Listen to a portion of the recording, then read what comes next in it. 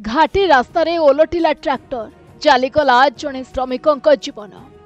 गजपति जिला अड़बा थाना सात भौणी मंदिर घाटी रे एक ट्रैक्टर ओलटि जड़े श्रमिकों मृत्यु होइछि। मृत श्रमिक जनक हेउछन्ति अड़बा थाना कटामा पंचायत बालीगंडा गाँव शास्त्रन्द्र पाटमाझी। आज कटामारा बालीगंडा गाँव ससेन्द्र पाटमाझी ट्रैक्टर जोगे अड़बा आसुथिबा समय सात भौणी मंदिर घाटीठारे ट्रैक्टरटी भारसाम्य हराई ओलटि पड़िथिला। फल घटनास्थल में महेन्द्र पाटमाझी को गुरुतर अवस्था स्थानीय लोके अड़बा मेडिकल रे भर्ती करथिले, किंतु सेठारे अवस्था संकटापन्न थिबारु मोहना गोष्ठी स्वास्थ्य केन्द्र को अणा जायथिला, जेउठारे डाक्टर तांकु मृत घोषणा करथिले। मो ना होची दुष्मंत कंद कटामा ग्राम पंचायत सरपंच।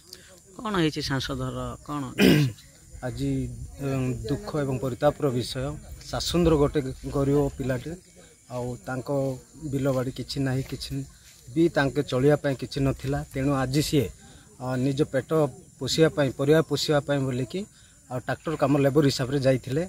हठात अचानक भाव में गोटे दुर्घटना हो जाए, जहाँकि संतान रिसेंट गोटे मसटे हो जन्म ग्रहण करी। तेणु मु सरकार को निवेदन करे कि जे किसी सहायता देले सी परिवार मंगल हो। गजपति मुक्तिमंडप दंडसेना रिपोर्ट प्रतिदिन टीवी।